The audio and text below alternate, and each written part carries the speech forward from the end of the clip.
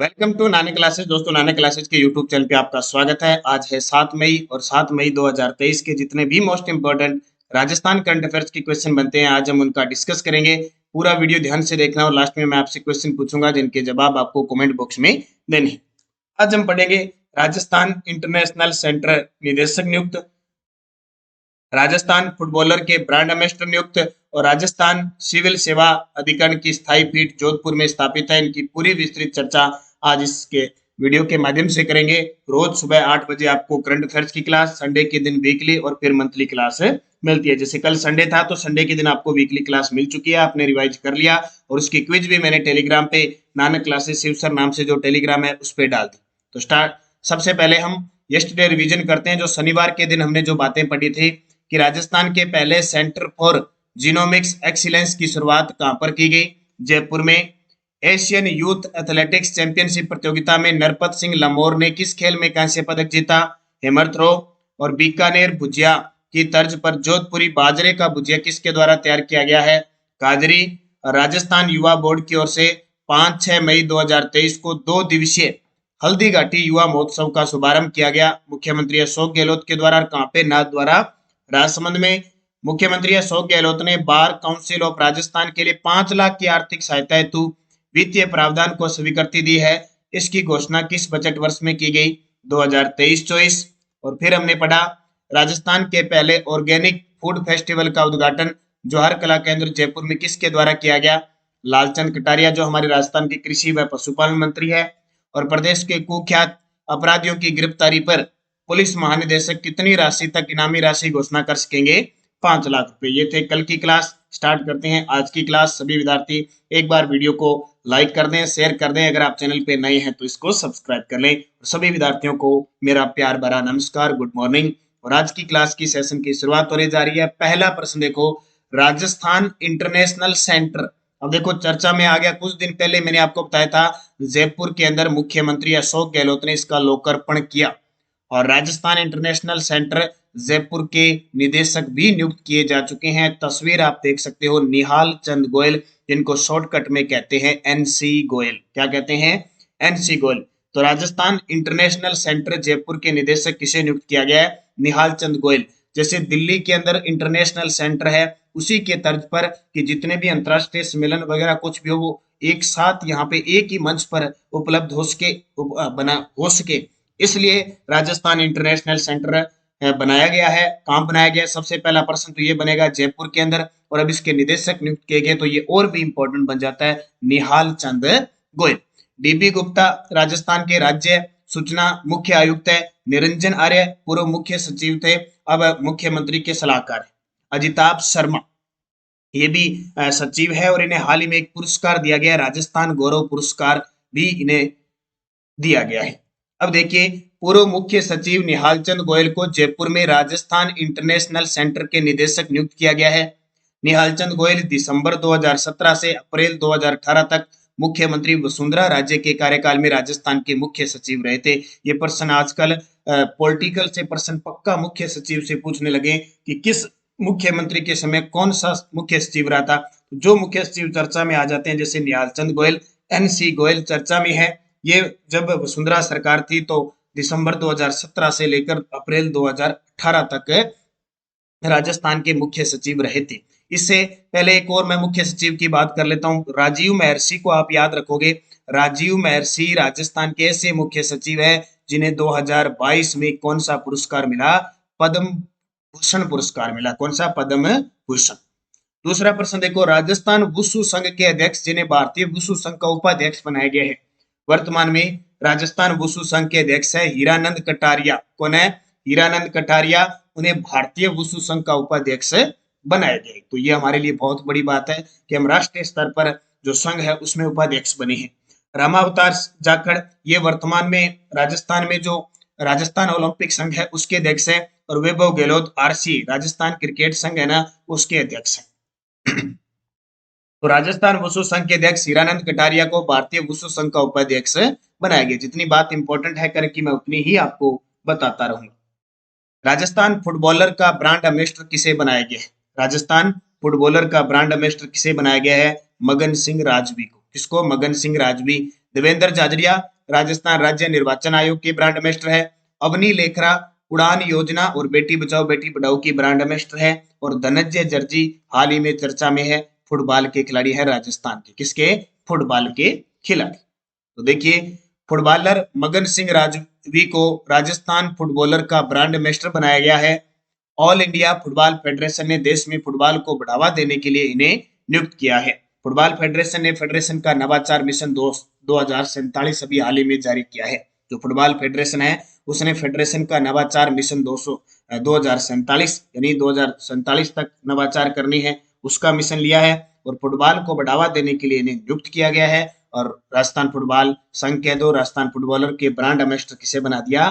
Footballer ही है, मगन सिंह राजवी। अब पेपर में आ सकता है सीधा ही कि मगन सिंह राजवी का संबंध किस खेल से रहा? फुटबॉल। मगन सिंह राजवी फुटबॉल, ऐसे भी आ सकता है। धनंजय जर्जी किसके? फुटबॉल। और अभी मैंने एक आपको खिलाड़ी और कुछ दिन पहले बताया था, मुकेश चौधरी, उनका संबंध भी किस खेल से है? फुटबॉल से है। तो ये आपको याद रखना है, इंपॉर्टेंट है। चौथा प्रश्न देखो, वन विभाग की ओर से रणथंभौर के बाग T104 को किस बायोलॉजिकल पार्क में शिफ्ट किया जाएगा?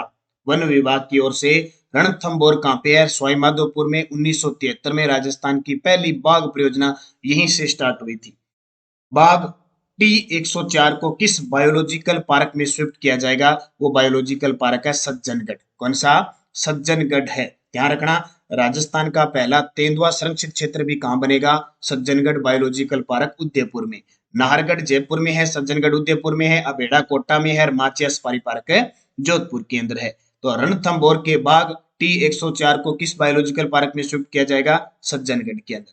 तो एनटीसीए, ठीक है, एनटीसीए द्वारा राजस्थान के वन विभाग की ओर से भेजे गए प्रस्ताव पर स्वीकृति के बाद रणथंभौर के बाघ T104 को रणथंभौर से उदयपुर के सज्जनगढ़ बायोलॉजिकल पार्क में शिफ्ट किया जाएगा। बस याद रखना इतना। और इससे पहले कल मैंने आपको परसों बताया था बागिन MT4, बागिन MT4 हाल ही में इनका निधन हुआ था मुकुंदरा हिल्स के अंदर। और जैसे ही इसकी मृत्यु हुई, मुकुंदरा हिल्स बागिन विहीन हो गया, ये भी मैंने आपको बताया था। अब बाघ T104 को सज्जनगढ़, आपको मैं बता देता हूँ, राजस्थान में 4 बायोलॉजिकल पार्क है वर्तमान में, नाहरगढ़, सज्जनगढ़, अबेड़ा पार्क और माचिया सफारी पार्क। आपसे पूछे सबसे पहले किस बायोलॉजी पार्क का घोषित किया था? राजस्थान का पहला बायोलॉजिकल पार्क जिसे घोषित किया गया था नाहरगढ़। बना सबसे पहले कौन सा? सज्जनगढ़। दूसरा कौन बना? Machia safari park. तीसरा नाहरगढ़ और चौथा अबेड़ा। अब 2 प्रस्तावित है, एक बीकानेर के अंदर और एक अजमेर के अंदर। अभी इसी बजट के अंदर 2023-24 के बजट में घोषणा की थी कि एक बीकानेर में और एक अजमेर के अंदर 2 बायोलॉजिकल पार्क और बनेंगे। जबकि अपने राजस्थान में राष्ट्रीय उद्यान कितने? 3 राष्ट्रीय उद्यान कितने? 3। एक तो रणथंभौर, एक केवलादेव और एक मुकुंदरा हिल्स। और टाइगर रिजर्व कितने? 4, एक रणथंभौर, एक सरिस्का, एक मुकुंदरा हिल्स और एक रामगढ़। अगला प्रश्न देखो, किस जिले में राजस्थान सिविल सेवा अपील अधिकरण की स्थायी पीठ खोलने के प्रस्ताव को स्वीकृति दी है? ये बजट में घोषणा थी और अब इसके प्रस्ताव को मंजूरी दे दी है। तो ये प्रश्न आपके एग्जाम में पक्का आएगा। किस जिले में राजस्थान सिविल सेवा अपील अधिकरण की स्थायी पीठ खोलने के प्रस्ताव को स्वीकृति दी है? जोधपुर जिले में। कहां पे? जहां हमारा हाई कोर्ट स्थित है, जिसे हम सूर्य नगरी कहते हैं, वहां पे। तो राजस्थान सरकार ने जोधपुर में राजस्थान सिविल सेवा अपील अधिकरण की स्थायी पीठ खोलने के प्रस्ताव को स्वीकृति दे दी है। वर्ष 2023-24 के बजट में इस संबंध में घोषणा की गई थी। नोट कर लेना, इंपॉर्टेंट है। इस निर्णय से राज्य कार्मिकों के सेवा से जुड़े प्रकरणों जैसे पेंशन, वेतन निर्धारण, पदोन्नति आदि का त्वरित निस्तारण हो सकेगा। ये किसके लिए है? जो राज्य के कार्मिक है उनके सेवा से जुड़े कोई प्रकरण है, कोई भी काम है, जैसे पेंशन का काम हो गया, वेतन का निर्धारण है, पदोन्नति आदि का त्वरित निस्तारण हो सकेगा। राजस्थान सिविल सेवा अपील अधिकरण वैसे जयपुर में स्थित है। ये क्या होगी? स्थायी पीठ खोली जाएगी जोधपुर में। अधिकरण, इस जो राजस्थान सिविल सेवा अपील अधिकरण जयपुर में है, इसकी स्थापना 1 जुलाई 1976 को राजस्थान सिविल सेवा अधिनियम 1976 के तहत सेवा मामलों और सरकारी कर्मचारियों के प्रासंगिक मामलों से संबंधित विवादों और शिकायतों के न्याय निर्णय के लिए की गई है। तो ये आपको याद रखना है, बस जिला याद रखना है जोधपुर और बजट याद रखना 2023-24। छठा प्रश्न देखो, राजस्थान में राजस्व आसूचना व आर्थिक अपराध निदेशालय का गठन किया जाएगा। इसका नोडल व प्रशासनिक विभाग कौन होगा? राजस्थान में राजस्व आसूचना व आर्थिक अपराध निदेशालय का गठन किया जाएगा। इसका नोडल व प्रशासनिक विभाग कौन होगा? वित्त राजस्व विभाग। कौन होगा? वित्त राजस्व विभाग। देखो, प्रदेश में आर्थिक अपराधों की रोकथाम और राजस्थान के स्रोतों पर कड़ी निगरानी राजस्व के स्रोतों पर कड़ी निगरानी रखने के उद्देश्य से राजस्व आसूचना व आर्थिक अपराध निदेशालय के गठन की मंजूरी सीएम गहलोत ने दी। राज्य स्तर पर निदेशालय का नोडल और प्रशासनिक विभाग वित्त राजस्व विभाग होगा। राज्य स्तर पर निदेशालय का नोडल और जो प्रशासनिक विभाग होगा वह वित्त राजस्व विभाग होगा। आर्थिक अपराधों पर नियंत्रण, अनुसंधान, जांच व अभियोजन से संबंधित प्रकरण निदेशालय के अधिकार क्षेत्र में होंगे। तो ये बहुत इंपॉर्टेंट है कि आर्थिक अपराधों की रोकथाम और राजस्व के स्रोतों पर कड़ी निगरानी के लिए हाल ही में राजस्व आसूचना व आर्थिक अपराध निदेशालय का गठन मुख्यमंत्री अशोक गहलोत ने मंजूरी दे दी है। इसका नोडल विभाग होगा वित्त राजस्व विभाग। अब राजस्व विभाग का मुख्यालय अपने राजस्थान में कहाँ पे है? अजमेर के अंदर। और इसकी स्थापना कब हुई थी? 1949 के अंदर हुई थी। ये आपको नोट करना है, जितनी बात इंपॉर्टेंट है उतनी चीज मैं आपको बता। 7 नंबर प्रश्न देखिए, महिपाल लोमरोर का संबंध किस खेल से है? ये देखिए, अभी आईपीएल चल रहा है, उसमें कुछ राजस्थान के खिलाड़ी भी खेल रहे हैं जो अपने अच्छे प्रदर्शन के कारण चर्चा में रहे हैं। तो महिपाल लोमरोर का संबंध किस खेल से है? क्रिकेट से। ये तस्वीर है महिपाल लोमरोर, क्योंकि खेल खिलाड़ी से आपको किसी भी प्रकार का प्रश्न पूछा जा सकता है। तो मैं कुछ राजस्थान के प्रमुख क्रिकेटरों की चर्चा करूंगा। राजस्थान के जो क्रिकेटर है, जैसे महिपाल लोमरोर, खलील अहमद, रवि बिश्नोई लखनऊ से खेल रहे हैं, बहुत ही चर्चा में है, जोधपुर के हैं। मिताली राज, जिन्होंने जून 2020 में 21 में संन्यास लिया था, मिताली राज। प्रिया पूनिया, सलीम दुरानी जिनका हाल ही में निधन हुआ है, हनुमंत सिंह, शुभम गढ़वाल, हिमांशु शर्मा, कमलेश नागरकोटी, अनिकेत चौधरी जिन्हें मथुरा दास माथुर अवार्ड मिला, दीपक और राहुल चार। ये प्रमुख रूप से और भी राजस्थान के कुछ खिलाड़ी हैं, लेकिन मुख्य मुख्य जैसे पंकज सिंह भी राजस्थान के खिलाड़ी हैं, गगन खोड़ा भी राजस्थान के खिलाड़ी रह चुके हैं, प्रदीप सुंदरम भी रह चुके हैं। तो बहुत सारे, लेकिन कुछ खिलाड़ी जो वर्तमान में चर्चा में है, इनका मैंने आपको नाम बताया, स्क्रीनशॉट ले लेना, इनको याद कर लेना, क्योंकि खेल खिलाड़ी तो एग्जाम में प्रश्न आना ही आना फिक्स है। पीडीएफ आपको टेलीग्राम पे मिल रही है। आपको टेलीग्राम वीडियो की डिस्क्रिप्शन में लिंक है, वो ज्वाइन करने, नानक क्लासेस शिवसर नाम से, जिसमें आपको क्विज वगैरह, पीडीएफ वगैरह उसमें मिलेगी। और एक Nanak classes Rajasthan current affairs नाम से, वो भी डिस्क्रिप्शन में लिंक है, वहां पे लिंक और कोई भी हमारी सूचना आती है वो आपको मिलेगी। पिछले वीडियो का क्वेश्चन क्या था? राज्यपाल कलराज मिश्र ने piece palace Om Shanti medicine centre का उद्घाटन कहाँ किया? तो मुरलीपुरा जयपुर में। आप सभी विद्यार्थियों का सही जवाब था। अब आपके लिए क्वेश्चन जिसका जवाब आपको कमेंट बॉक्स में देना है। राजस्थान के पहले सेंटर ऑफ जीनोमिक्स एक्सीलेंस की शुरुआत कहाँ पे की गई? जयपुर में, कोटा में, बीकानेर में, उदयपुर में। सही जवाब आपको कमेंट बॉक्स में देना है। यस्टरडे डोज क्या थी? नटनी का चबूतरा किस झील में बना? पिछोला झील में बना हुआ है। नेहरू गार्डन किस झील में है? फतेह सागर झील में। सांबर झील को कब रामसर साइट घोषित किया गया? 1990 में। और कौन सी झील राजस्थान का नंदन कानन कहलाती है? सरिस्का झील। और हिमावास बांध है पाली में। ये पांचों के जवाब बहुत सारे विद्यार्थियों ने शानदार जवाब दिए। और मैं आप सभी को बता देता हूँ, शाम 9 बजे जो क्लास आती है अपनी, उसी क्लास में से मैं 5 क्वेश्चन देता हूँ। तो राजस्थान जीके की क्लास जरूर अध्ययन करना। और नानक क्लासेज ऐप में ये राजस्थान सामान्य अध्ययन की टेस्ट सीरीज चल रही है। रोज टॉपिक वाइज इसका टेस्ट होता है शाम को 6 बजे, और 9 बजे इसकी यूट्यूब पे व्याख्या होती है। 200 रुपये इसका चार्ज है। 1 वर्ष तक इसमें टेस्ट मिलते रहेंगे रोज ही, यानी 1 साल तक आपको टेस्ट मिलेंगे, संडे को छोड़कर रोज। जैसे आज एक बार ये टेस्ट सीरीज पूरी हो चुकी है, दोबारा फिर चल चुकी है। आज ज्योग्राफी के अंदर वन व पर्यावरण से संबंधित वन और वन्य जीव जैव विविधता है, उससे संबंधित आज 6 बजे टेस्ट मिलेगा।